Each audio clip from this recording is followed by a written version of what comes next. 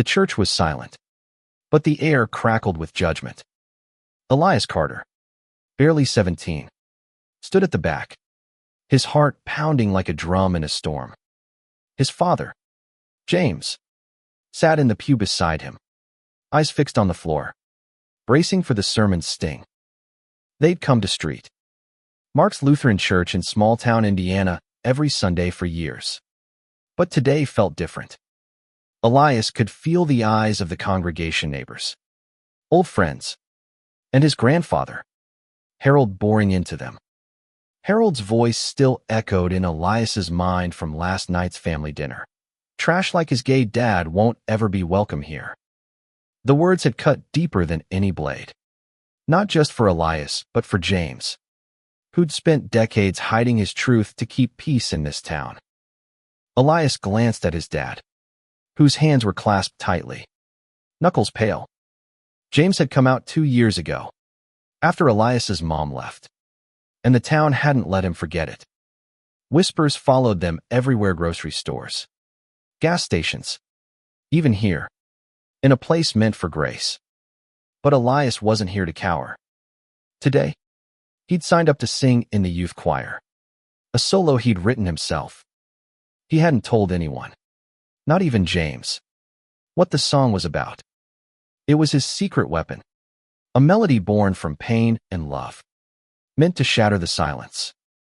The organ hummed, signaling the start of the service.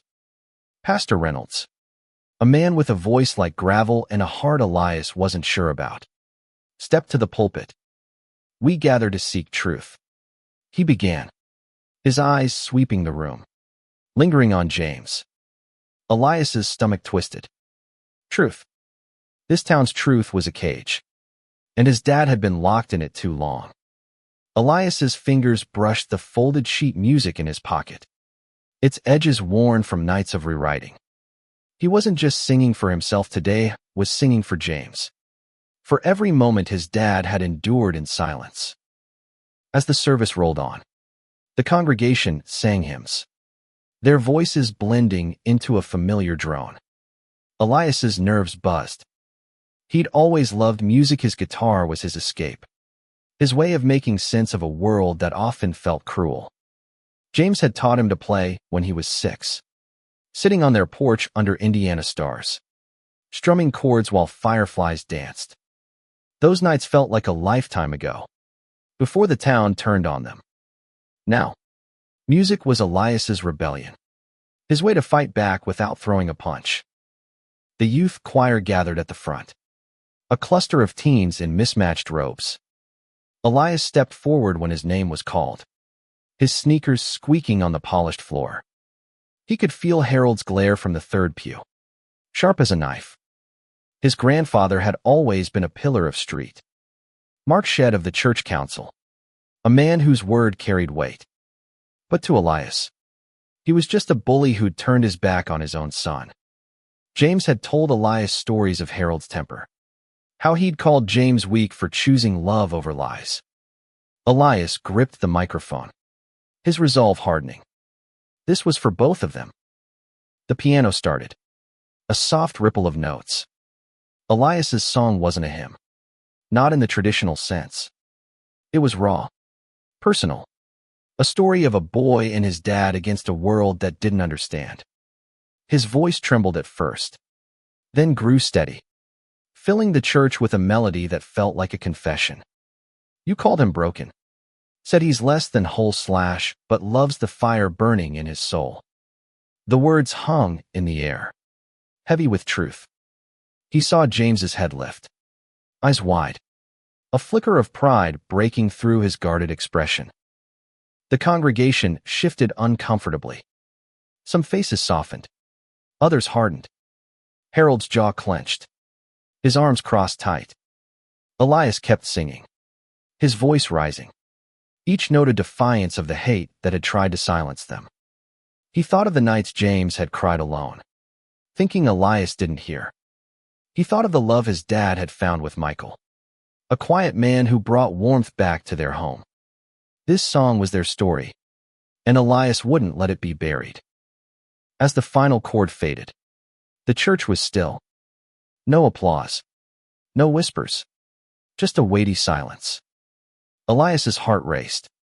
Had he gone too far? He looked at James, who gave him a small nod, tears glistening in his eyes. Then, from the back, a single pair of hands clapped slowly, then faster. It was Michael, standing tall, his face beaming with courage. Others joined, hesitant at first, then stronger. Not everyone, but enough to make Harold's scowl deepen. Elias stepped back, his chest heaving. He'd done it.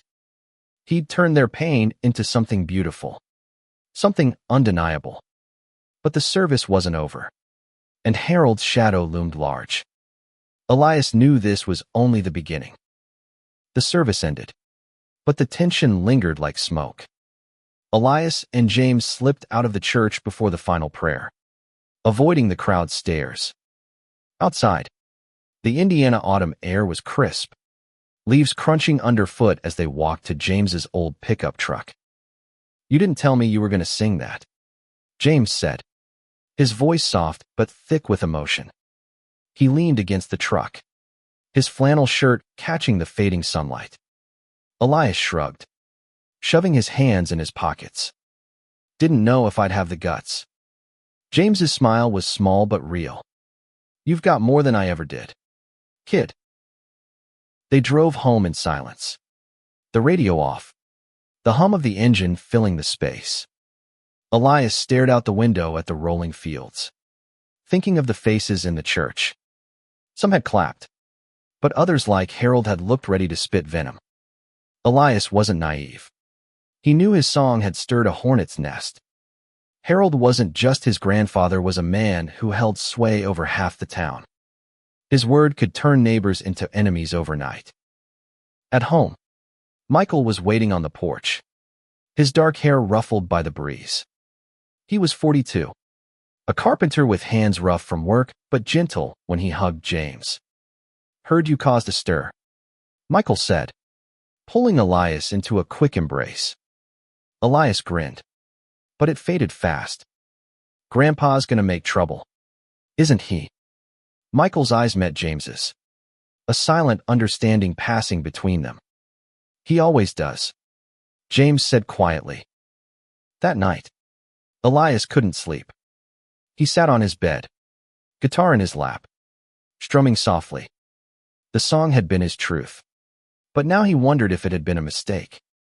Harold had already made James's life hell, publicly shaming him at town meetings, cutting him off from family gatherings. What would he do now that Elias had challenged him in front of the whole church? The thought made Elias's stomach churn, but he refused to regret it. His dad deserved better than whispers and scorn. The next morning, trouble came faster than expected.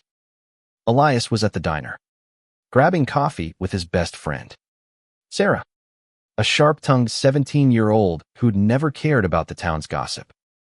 "Heard your song shook Street Marks," she said, stirring sugar into her mug. "People are talking." Elias raised an eyebrow. "Good or bad?" She smirked. "Both. But your grandpa's been at the hardware store, telling anyone who'll listen that you're disrespectful, and James is a disgrace." Elias's grip tightened on his mug. He'd expected this, but it still stung. Sarah leaned closer, her voice low.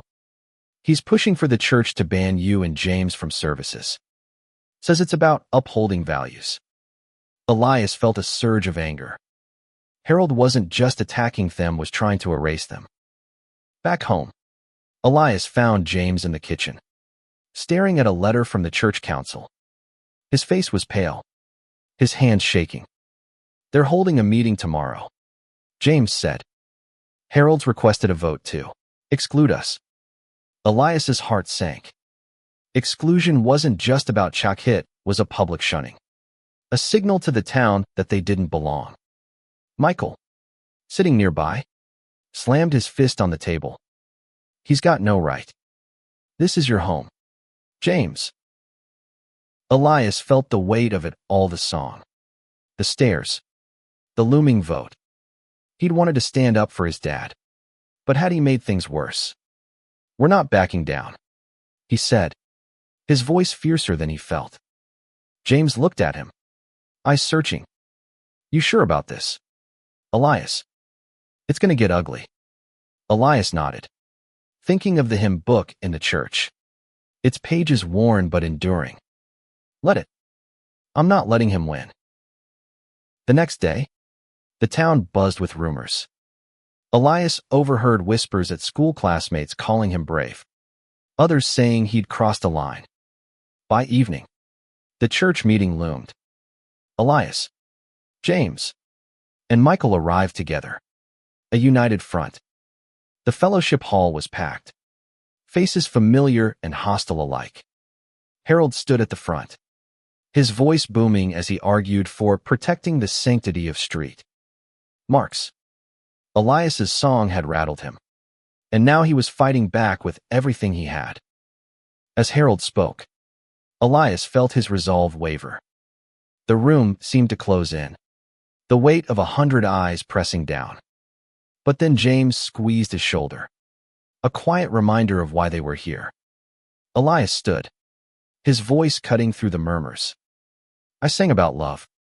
If that's a sin, then this isn't a church, it's a prison." The room went quiet, and Elias knew there was no turning back. The fellowship hall smelled of stale coffee and old wood. Elias stood, his words still hanging in the air, his heart hammering as the crowd stared. Harold's face was a mask of fury, his eyes boring into Elias like he could will him to disappear. Pastor Reynolds cleared his throat, trying to regain control. "Elias, this is a formal meeting. We're here to discuss kicking us out." Elias interrupted, his voice steady despite the knot in his chest. "Because my dad loves someone you don't approve of. That's what this is, right?" Murmurs rippled through the room. Some nodded. Others looked away, uncomfortable with the truth laid bare. James stood beside Elias, his presence a quiet anchor. "I've been part of this church my whole life," James said, his voice calm but firm. "I raised my son here. I've never asked for anything but a place to worship. Why is that too much now?" His words were simple, but they carried the weight of years spent hiding, years of enduring Harold's disdain. Harold scoffed, stepping forward. "This isn't about worship, James. It's about decency. You've chosen a path that goes against everything this church stands for." His voice dripped with righteousness, and Elias felt a surge of rage. He wanted to shout, to call out his grandfather's hypocrisy. But Michael's hand on his arm stopped him. "Let them talk," Michael whispered. "They'll show who they are." The debate dragged on, voices clashing. Some defended James, citing his kindness, his years of service ushering, volunteering, even fixing the church's leaky roof. Others echoed Harold, their words sharp with scripture twisted to justify hate. Elias listened, his hands clenched, each accusation like a stone thrown at his dad. He thought of the nights James had stayed up, helping him with homework, teaching him to stand tall. James wasn't perfect, but he was good, better than the man trying to tear him down. As the vote approached, Sarah slipped into the hall, her eyes fierce. She'd been outside, rallying a few classmates who'd heard about the meeting. "We're with you," she whispered to Elias, pointing to a small group at the back. They were kids from school, not all churchgoers, but there for Elias and James. It wasn't much, but it was enough to keep Elias standing. When the vote was called, Pastor Reynolds explained the process. A simple majority would decide if James and Elias could remain members. Slips of paper were passed out, each person marking their choice in silence. Elias watched as Harold scribbled his vote, his face smug. James sat still, his eyes on the floor, Michael's hand resting on his. Elias wanted to believe the church would choose love, but doubt gnawed at him. This town had turned its back on his dad before. The votes were collected, and Pastor Reynolds counted them slowly, his face unreadable. The room was so quiet Elias could hear his own breathing. Finally, the pastor looked up. The decision is a tie. Gasps filled the room. A tie meant no exclusion, but it also meant no resolution. Harold slammed his hand on the table. This is outrageous. We need clarity. Elias felt a spark of hope, but it was fragile. A tie wasn't a victory, it was a stalemate. Pastor Reynolds raised a hand. We'll revisit this in a month. Until then, James and Elias remain members. The room erupted in murmurs. Some relieved, others angry. Harold stormed out, his footsteps echoing like a warning. Outside, Elias, James, and Michael stood by the truck. The night air heavy. A tie's better than nothing, Michael said, but his voice was tight. James shook his head. It's not over. He won't stop. Elias looked at his dad, seeing the exhaustion in his eyes. He wanted to fix this, to make the town see James for who he was, not who they feared. That night, Elias sat at his desk, writing furiously. The song had been a start, but it wasn't enough. He needed to do more, to reach the people who'd voted for them, to sway those who hadn't. He thought of the church's annual talent night, a community event where anyone could perform. It was in 2 weeks, and Elias knew what he had to do. He'd write another song not just for James, but for everyone who'd ever felt cast out. As he scribbled lyrics, Elias felt a fire growing inside him. Harold could try to silence them, but Elias's voice was just getting louder. Elias spent the next week in a blur of school, guitar practice, and whispered plans with Sarah. The talent night was their chance to shift the tide, to show the town that love wasn't a sin. Elias's new song was bolder, weaving stories of outcast people like James, like Michael, like anyone who'd ever been told they didn't belong. Each night, he refined the lyrics, his bedroom a mess of crumpled paper and coffee mugs. James noticed the late nights, but didn't pry. You're up to something, he said one morning, pouring Elias cereal. Elias grinned, dodging the question. Just music, Dad. James's eyes softened, but worry lingered. The tie vote had bought them time, but Harold was relentless. He'd been seen at the barber shop, the post office, even the grocery store, rallying support for the next vote. They're scared, Michael said over dinner. Harold's got them thinking the church is under attack. Elias hated how fear twisted people. He saw it at school classmates who'd clapped for his song now avoided his eyes, afraid of being labeled. But Sarah was fearless, spreading word about talent night, convincing kids to show up. We'll pack the place, she told Elias, her voice brimming with defiance. Let's make it impossible for them to ignore you. The night before the event, Elias rehearsed in the garage, his guitar echoing through the quiet neighborhood. James and Michael listened from the porch, their faces lit by a single lantern. When Elias finished, Michael clapped, his grin wide. That's gonna hit them hard, kid. James pulled Elias into a hug. I'm proud of you. But be careful. Your grandpa's not playing games. Elias nodded. But inside, he was ready for the fight. Talent night arrived. The church hall transformed with string lights and folding chairs. The crowd was bigger than usual families. Teens. Even some outsiders drawn by the buzz. Elias spotted Harold in the front row, his arms crossed, his face a storm cloud. Pastor Reynolds opened the event, his tone neutral, but Elias caught the flicker of unease in his eyes. The tie vote had shaken him, too. The performances began, kids reciting poetry, a tap dancer, an elderly woman playing the flute. Elias's turn came last, his name called to a mix of applause and murmurs. He stepped onto the makeshift stage, guitar slung over his shoulder, the spotlight hot on his face. "This is for my dad," he said simply, his voice carrying to the back of the room. "And for anyone who's ever been told they're not enough." The song started slow, a single chord ringing out. They build their walls. They draw their lines, /tell you love's a crime. But it's divine.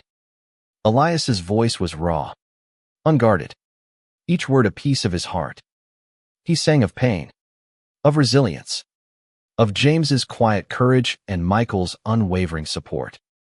The crowd was silent, some leaning forward, others shifting uncomfortably. Elias didn't care. He was singing truth, and it felt like flying. Halfway through, he saw Sarah in the crowd, her eyes shining. Behind her, a few classmates stood, swaying to the rhythm.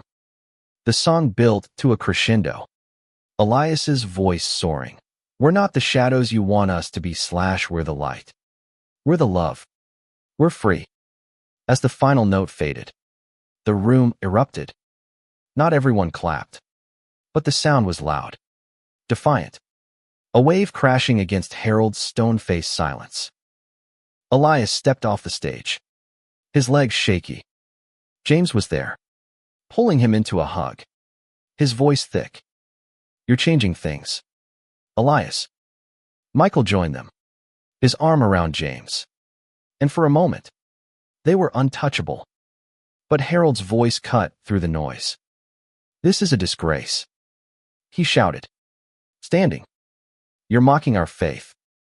The room hushed, eyes darting between Harold and Elias. Pastor Reynolds stepped forward, his hands raised. "Enough. This is a night for community, not division." But Harold wasn't done. He pointed at Elias. "You think a song changes anything? You're just like your father, weak." The word stung, but Elias held his ground. "I'm proud to be like him," he said, his voice clear. The crowd murmured, some nodding, others whispering.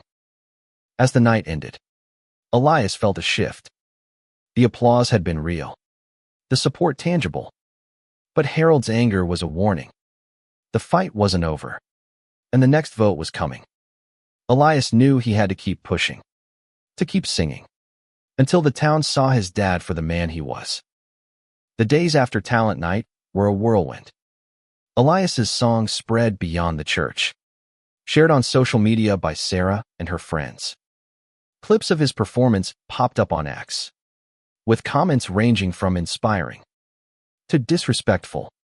The town was split, and Elias felt the divide everywhere at school, where teachers avoided his gaze, and at the diner, where whispers followed him.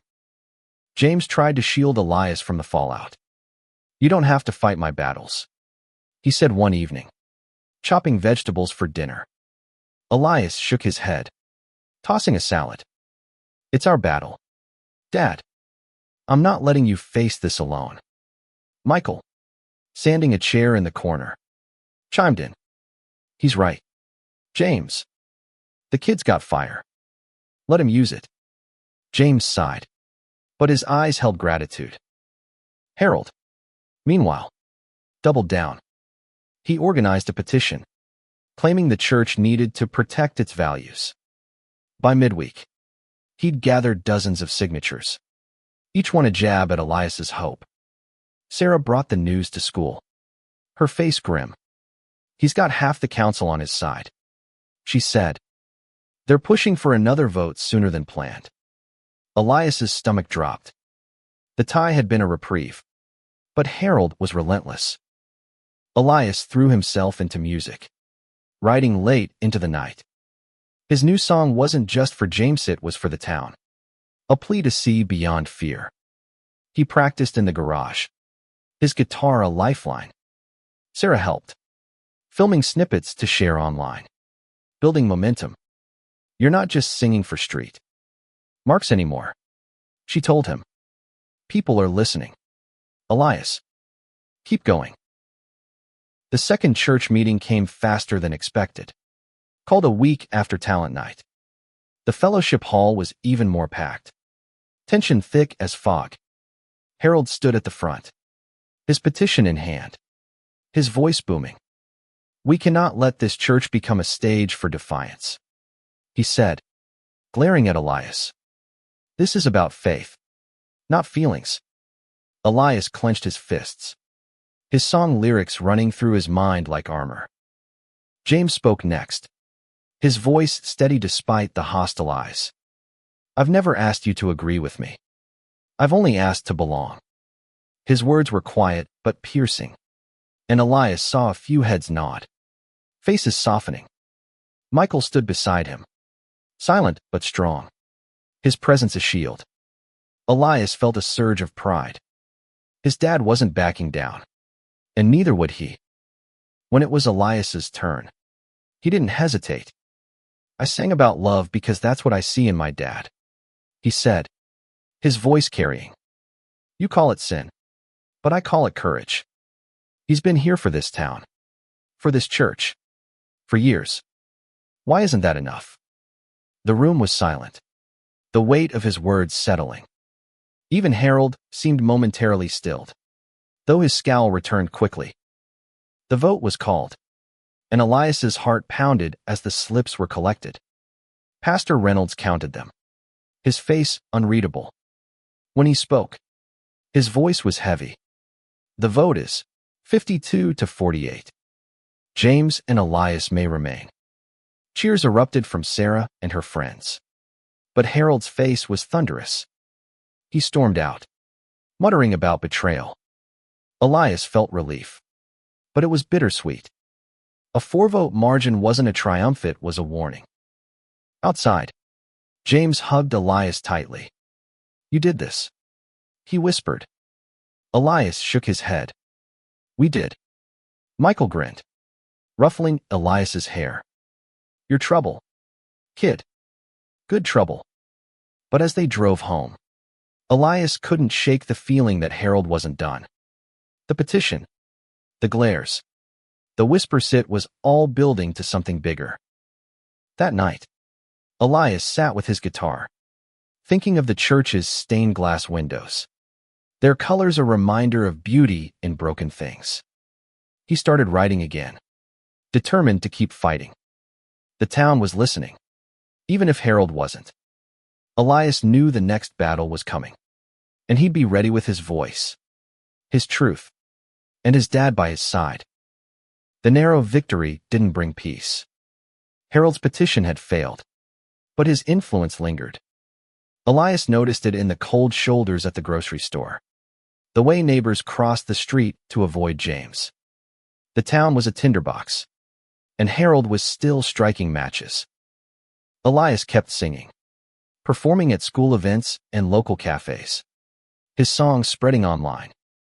Sarah's videos gained traction, drawing messages from strangers who'd faced their own battles with acceptance. "You're giving people hope," she told Elias, showing him a comment from a teen in Ohio. "This is bigger than street marks." Elias felt the weight of it, but also the fire. He wasn't just fighting for his dad anymore, was fighting for everyone who'd been silenced. At home, James and Michael tried to keep things normal, cooking dinners, joking about Elias's messy room. But Elias saw the strain in their eyes. Harold had escalated, spreading rumors that James was corrupting the youth choir. The lies stung, but Elias refused to let them stick. He organized a community open mic, inviting anyone to share their stories through music or words. "Let's show them who we are," he told Sarah, who spread the word like wildfire. The open mic was set for the community center, a neutral space away from the church's shadow. Elias spent days preparing, his guitar calluses thickening. James helped, offering quiet encouragement, while Michael built a small stage. The night of the event, the center was packed: teens, parents, even a few church members who'd voted for them. Elias opened with a new song, softer this time, about healing wounds and building bridges. "We're more than the labels you give us," he sang, his voice steady. Other performers followed a girl who spoke about her trans sibling, a man who shared his struggle with addiction. The room was alive with raw, honest stories, each one chipping away at the town's fear. James took the stage last, his voice shaky but clear.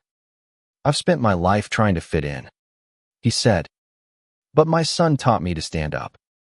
The crowd cheered, and Elias felt tears prick his eyes. For the first time, he saw his dad as not just a father, but a fighter. Harold didn't show, but his absence spoke volumes. Word spread that he'd called the event a circus. Elias didn't care.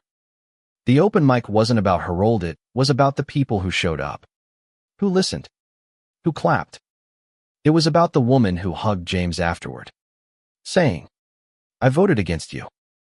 I was wrong." It was about the kids who stayed late, asking Elias how to start their own open mics. But the victory was short-lived. 2 days later, a flyer appeared on the church bulletin board, announcing a traditional values rally led by Harold. It was scheduled for the same day as the next church service. A clear challenge. Elias's heart sank as he read it, the words dripping with judgment. Harold wasn't just fighting to exclude them, was fighting to reclaim the town. Elias, James, and Michael met at the kitchen table, the flyer between them. "He's not going to stop," Michael said, his voice tight. James nodded, his face tired. "He's my father. I thought maybe he'd change." Elias reached for his dad's hand. "He's wrong about you. About us. We'll show them at the service." James looked at him, doubt and hope warring in his eyes. "How?"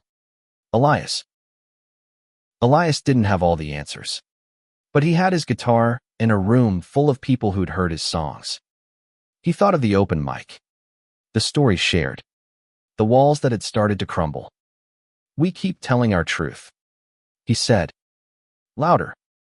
As he spoke, he felt the spark of an idea final song, one that could reach even the hardest hearts. The service was in 3 days, and Elias knew it was their last chance to shift the tide. Elias barely slept, his mind racing with lyrics and chords. The traditional values rally loomed, and with it, the church service that could decide their fate. Harold's campaign had grown louder, his flyers plastered across town, each one a jab at James and Elias. But Elias was done running. His final song was taking shape, a blend of defiance and hope, meant to reach even those who'd turned away. Sarah helped spread the word, rallying supporters to attend the service. "We'll outnumber them," she said, her eyes fierce. Elias wasn't so sure Harold's influence was deep, rooted in decades of control. But the open mic had shown him something. People were listening. Not everyone, but enough to make a difference.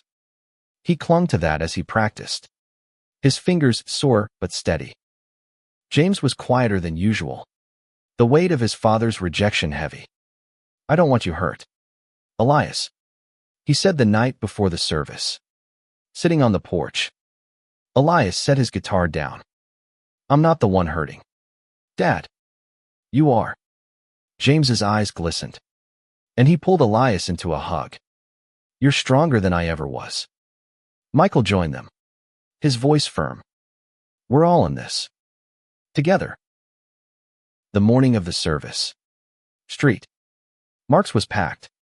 Harold's rally had drawn a crowd of older members, families, even some of Elias's classmates, pressured by their parents. But Sarah's group was there too, filling the back pews, their faces defiant. The air was electric, every glance a battle line. Pastor Reynolds looked weary as he opened the service, his sermon about unity feeling hollow against the tension. Harold stood during the announcements, his voice commanding. "Today, we reclaim our church's values," he said, holding up his petition, now thick with signatures. "We cannot let sin masquerade as love." The words hit Elias like a punch, but he saw James's shoulders straighten. Michael's hand steady on his arm. They weren't alone. When the youth choir was called, Elias stepped forward, his guitar strapped on. Pastor Reynolds hesitated, then nodded. Elias took the microphone, his voice clear. "This is for my family. And for yours."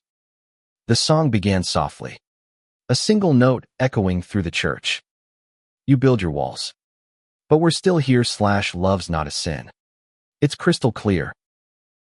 The lyrics were a story of James's quiet strength, of Michael's loyalty, of a town torn between fear and hope. Elias's voice grew, filling the space, each word a challenge. "You call us outcasts. Say we're wrong / but love's the truth that makes us strong." He saw tears in James's eyes, pride in Michael's. Sarah and her friends stood, swaying, their support a lifeline. The congregation was split, some faces soft, others stony. Harold's jaw was tight, his hands clenched. Elias poured everything into the song, his voice breaking on the high notes, raw with emotion. As the final chord rang out, the church was silent, the air thick with feeling. Then, from the back, Sarah clapped, followed by her friends, then others. The sound grew, not overwhelming, but enough to drown out Harold's scowl. Pastor Reynolds stood, his voice unsteady. "We've heard a lot today. About faith, about love, about family." He paused, looking at Elias, then James. "This church is a place for all of us. I propose we end this vote. No more division." Murmurs spread, some angry, others relieved. Harold shot to his feet. "This is betrayal," he shouted, but his voice was drowned by applause. Elias stepped off the stage, his heart pounding. James pulled him close, whispering, "You did it." Michael grinned, his eyes shining. But Elias knew it wasn't over. Harold's anger was a storm waiting to break, and the town was still divided. As they left the church, Elias felt the weight of what came next. He'd silenced the hate for a moment, but the fight was far from won. The service ended, but the echoes of Elias's song lingered. Pastor Reynolds's call to end the vote held for now. Harold stormed out, his petition crumpled in his hand. But Elias knew he wouldn't give up. The town was still split, and the scars of the fight ran deep. But something had shifted. People stopped James in the parking lot, offering quiet words of support. A woman from the choir hugged him, tears in her eyes. "I didn't understand before," she said. "I do now." At home, Elias, James, and Michael sat around the kitchen table, the tension easing for the first time in weeks. "You've got a gift, kid," Michael said, raising a glass of lemonade. James smiled, his eyes soft. "You gave me back my voice." Elias shrugged, embarrassed but proud. "I just said what was true." The next week was quieter, but the ripples of Elias's song spread. The open mic became a monthly event, drawing bigger crowds each time. People shared stories of love, loss, and redemption, building bridges where walls had stood. Elias kept writing, his music a beacon for those who felt unseen. Sarah's videos went viral, and messages poured in from across the country, thanking Elias for his courage. Harold didn't attend the open mics, but Elias heard he'd stopped pushing his petition. The church council, tired of division, voted to focus on community outreach instead of exclusion.